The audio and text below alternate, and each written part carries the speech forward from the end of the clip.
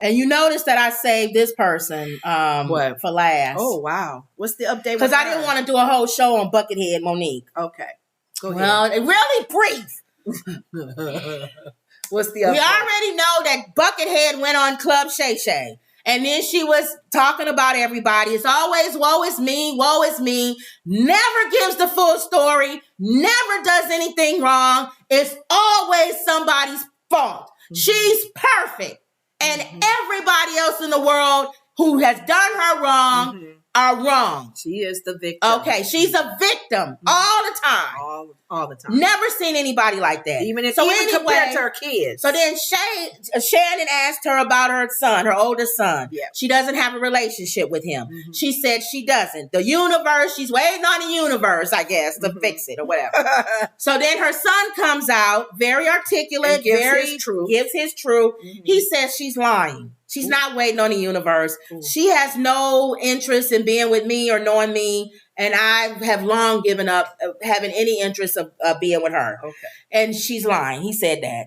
So then her and Daddy come back, and Daddy does all the talking about how they gave him a car, and they gave and all material stuff, which is what her son said. Mm-hmm. You think material takes the place of you. So he comes on Daddy and does all the talking. Right. So people are starting to shun her. Well, she can't have that. You can't talk negative about Monique. She has to bring receipts. She has to let everybody know what's going on. Even to the point to where you even putting out stuff on your own private, personal child. Mm-hmm. As long as I look good, where most people who are bucketheads and who are moms would have said, I love you, son. I'm going to pick up the phone. I'm going to call you, and we're going to take care of this. Right. If you don't want to listen to me, I'm going to talk to somebody you will listen to. But I'm not doing it online. Okay. I'm not, because I'm a mother. Right. But Buckethead doesn't have that capability because she cares more about what you think than she does what her own child thinks. And what Daddy thinks. Okay. So she decides to come out and release text messages between her and her son to show that, she says here, hey, my sweet babies.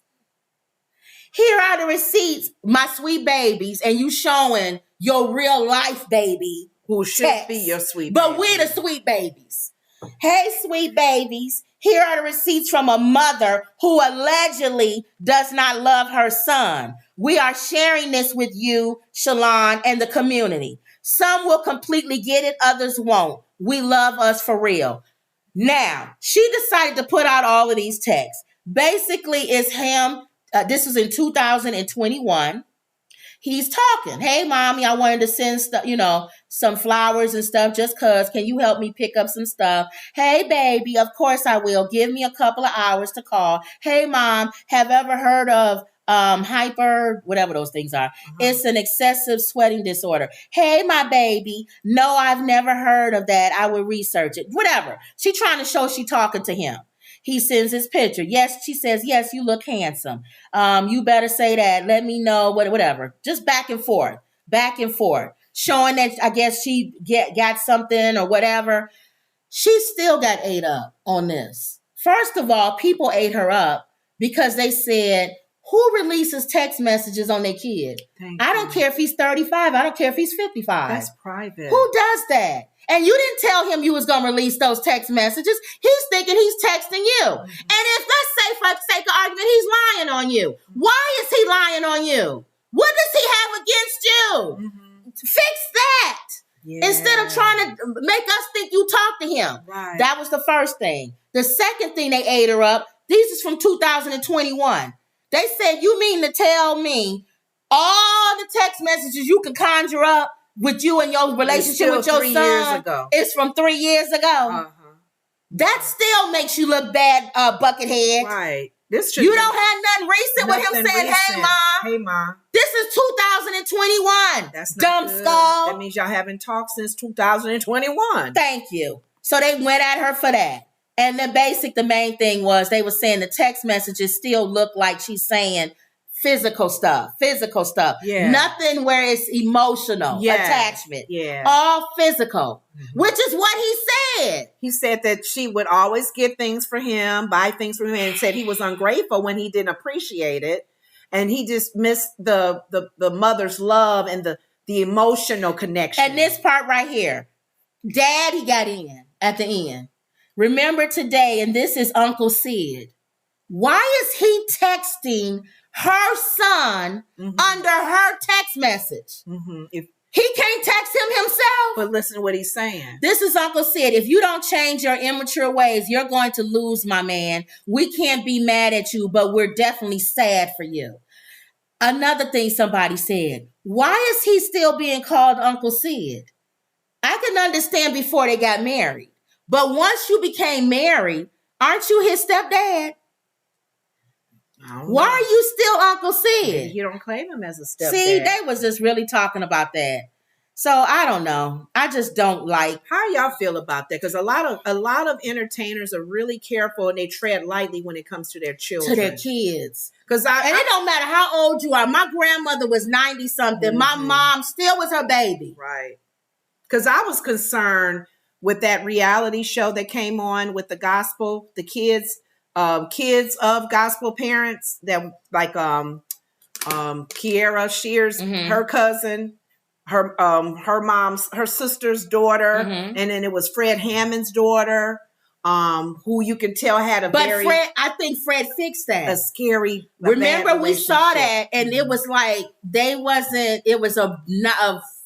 that relationship was bruised. Yeah, it was. And then at the end, she was saying my dad's supposed to come see me or something along those lines. And he's talked about it, I think, on his thing. Has he? Most parents, they fix that. And they try to do it offline. Yeah. I didn't hear Fred Hammond trying to fix that online. Now, what was the situation? He fixed it behind the scenes. What was the situation with Kirk Franklin and his son? Same thing. Kirk Franklin's son. Y'all know him.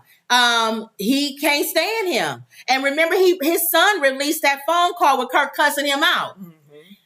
I don't hear nothing else about Kirk Franklin and his son. If Kirk Franklin is trying to mend that relationship, he needs to do it offline, private, which is probably what he may or may not be doing. We should know. Thank you. You don't air your dirty laundry. That's the next time I see Kirk Franklin and his son, it should be something where they together and people go, oh, they mended that.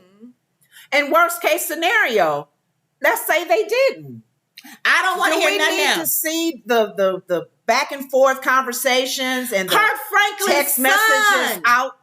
Kirk Franklin's son put his phone call with his dad. Okay. I didn't hear nothing from Kirk Franklin saying, I got messages and phone calls from you since we putting out phone calls.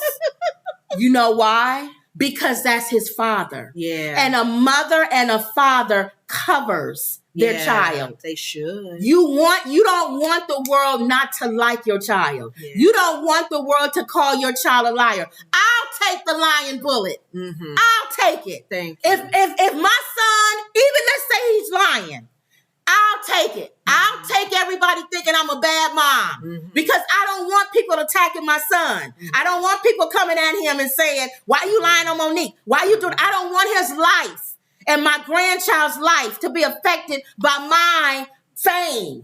So I'll take the bullet. That's not what Buckethead does. Well, and who's slaying? Another reason why I don't like her. I don't care what y'all walk away with. I don't like Monique. Well, you don't like the spirit. I don't like the spirit in Monique. Right. And we praying that she gets healed and set free. Yes. That's what we really Can you imagine her set free and different?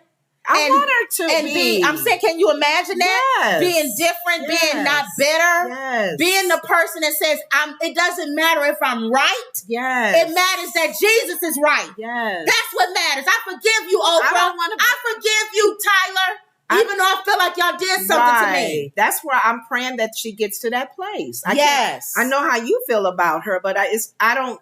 My feelings about her is not that extreme because I can't pray for her if I did. That's true. So I've been crying out for her because she's been. You wouldn't have an intercessory heart for her if you didn't really like her. I cried for her the last few days, you guys, because my sister and I talk about this on the show, and in my private time in prayer, my heart just started pouring out for her because I'm like, why is she so hurt? She bitter. And that hurts when I see entertainers, athletes, people in the politicians, when they're using the platform that I believe is favor, their gifts, favor. And she got that stronghold and they're around angry. her. She got that stronghold. Bitter. Yeah. They're mad. Her husband don't help. Whatever. And I said, okay. Okay. God, you can save her.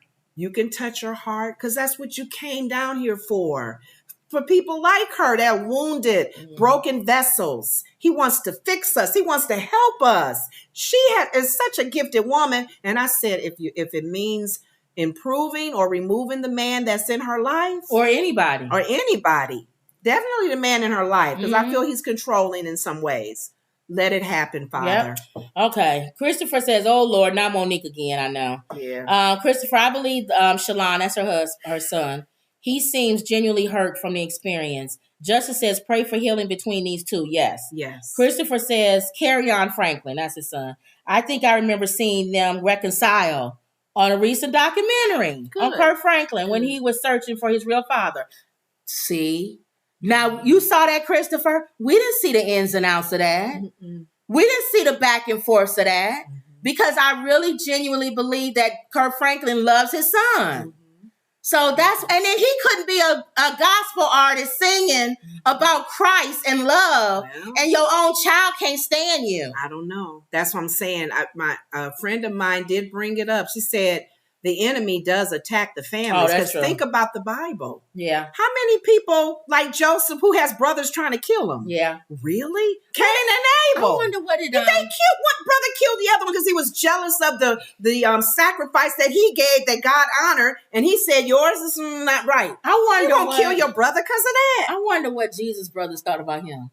I don't think they were jealous because they knew the call. They knew the call of his life. But they never talk about it. That's true. They never did. You're right. All right. But there's some trifling family members in the Bible. That's true. So But you don't go back and forth though. Joseph didn't go back and forth. Joseph still helped his brothers. Thank you. Y'all tried to kill me. Thank you. And look at Jacob and Esau. He stole his brother's birthright. My God, who does that? But you know what? You're still talking about dynamics of brothers and sisters. There's a difference when it's your own child that you gave birth to. That's what that. If you have any type of a mother instinct. The story in the Bible about the king had to make the decision between the two women who said the babies was there. Oh yeah, she said cut it in half. The one baby said, he said, I'll cut it in half. And the one mother said, yes. And the other one's like, no. He said, I'll give you the child. That shows the true mother's love. Don't even destroy the baby for me to have the baby with her than for you to kill the baby. Yeah. So yeah, we're praying for Monique in the whole thing situation, the whole dynamics of her life. Okay. Ooh. Now, speaking of prayer, let's always try to have something funny or different.